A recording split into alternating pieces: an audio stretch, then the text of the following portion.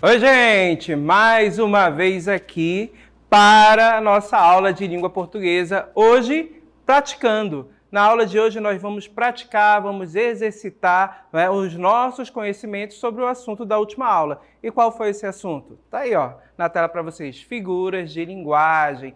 Nós trabalhamos esse conteúdo na última aula e hoje nós vamos praticar. Então a dinâmica desse momento será assim, vocês terão a questão, um tempo para responder, ler e responder a questão, e na sequência eu retorno para corrigir com vocês e verificar as respostas, tá bom? A dinâmica será desse modo hoje, ok? Vamos começar? Vamos à nossa primeira questão, colocando aí na tela para vocês. Essa questão vocês vão ter um tempo agora para responder e daqui a pouco eu retorno, tá bom? Até mais!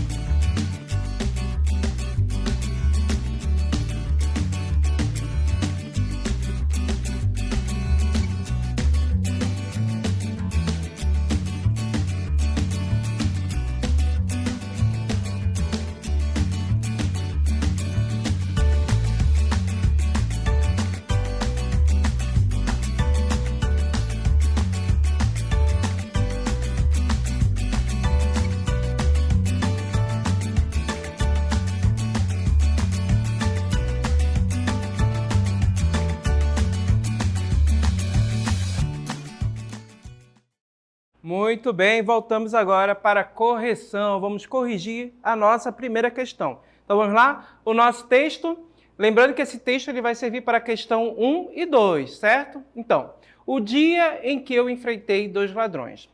Oi, pessoal, meu nome é Nina, sou uma cachorrinha de estimação. Bem, o que eu queria contar para vocês é o sufoco por que eu passei quando meus donos de estimação foram viajar. Passaram-se 2 dias e 2 ladrões tentaram entrar na nossa casa. Um ficou do lado de fora, enquanto o outro pulou o muro.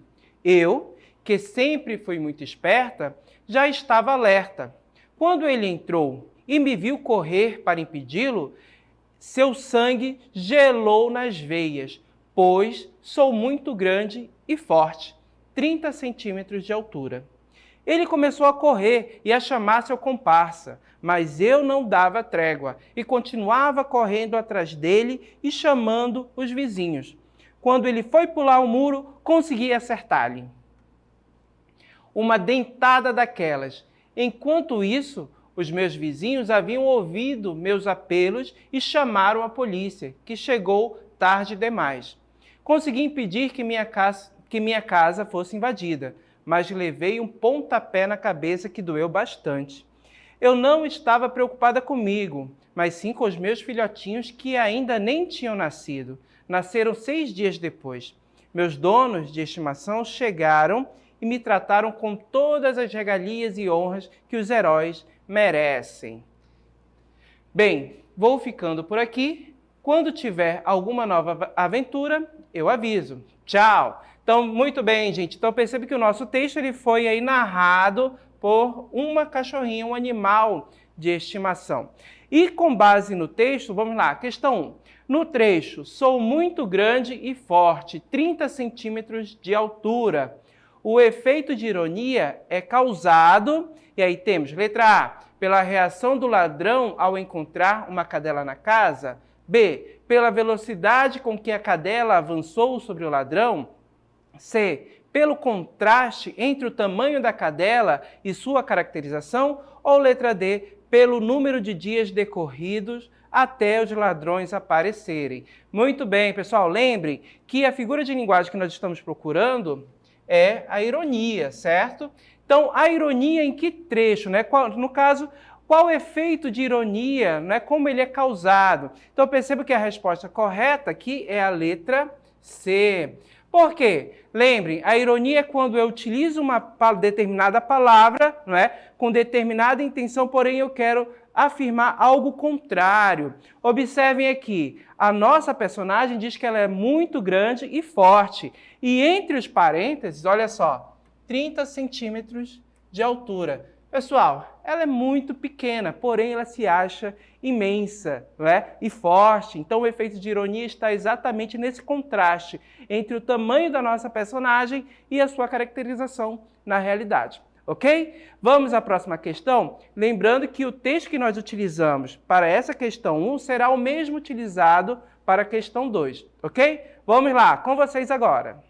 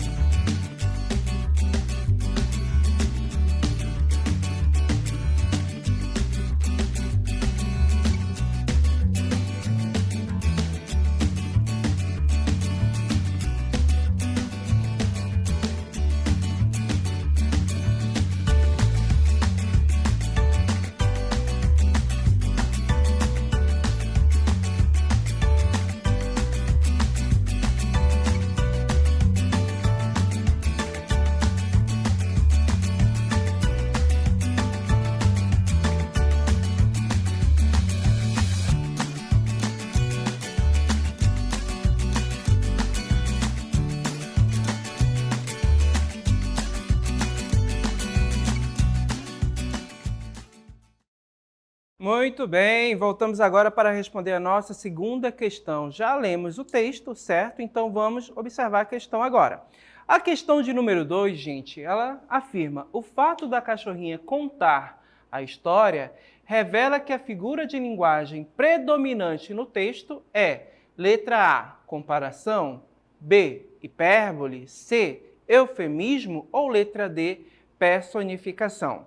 Gente, essa questão aqui está bem clara, né? Então, percebam que a figura de linguagem predominante, né, pelo fato da cachorrinha contar a história, é a letra D, personificação. Percebam que eu tenho uma cachorrinha, um animal de estimação, um ser que não é humano que está contando a história. Percebo que no texto, a nossa cachorrinha, a nossa personagem, recebeu uma caracterização, né, uma ação que pertence somente a seres humanos, de contar histórias, né, de ter o pensamento, raciocínio. Então percebam que a nossa cachorrinha, a personagem, ela é personificada. Então, a figura de linguagem predominante no texto é personificação. A alternativa D é a nossa resposta correta nessa questão. Ok? Vamos à próxima questão. Temos mais uma questão aí para vocês, a questão de número 3. Agora é a vez de vocês. Vamos lá!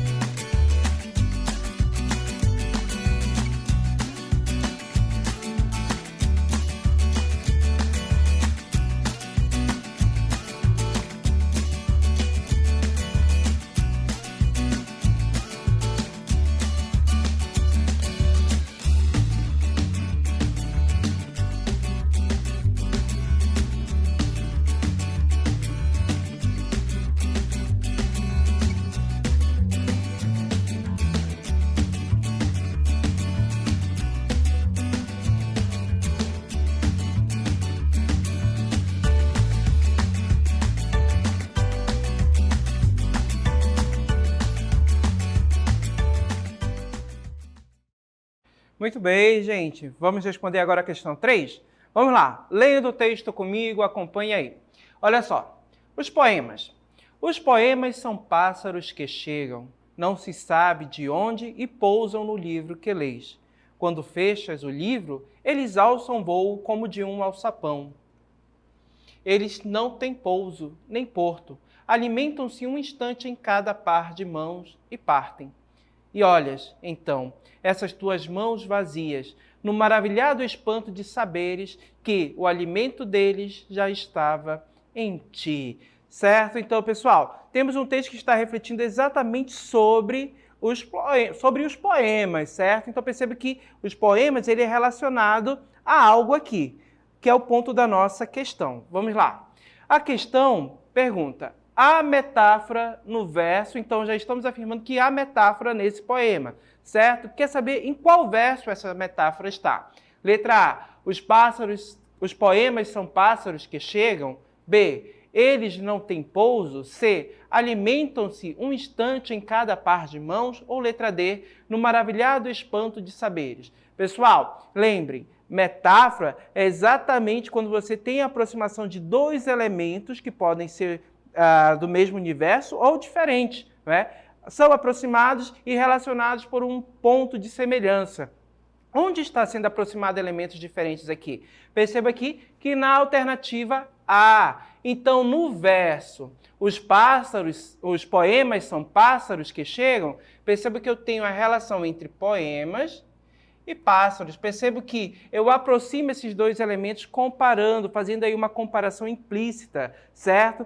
Para nós termos esse elemento aí, poemas e pássaros, no nosso texto, né? No nosso texto, eles foram aproximados por uma relação aí de semelhança. Então, a metáfora aqui na letra A, certo? Vamos à próxima questão? Temos uma questão de número 4 para vocês agora. Vamos lá.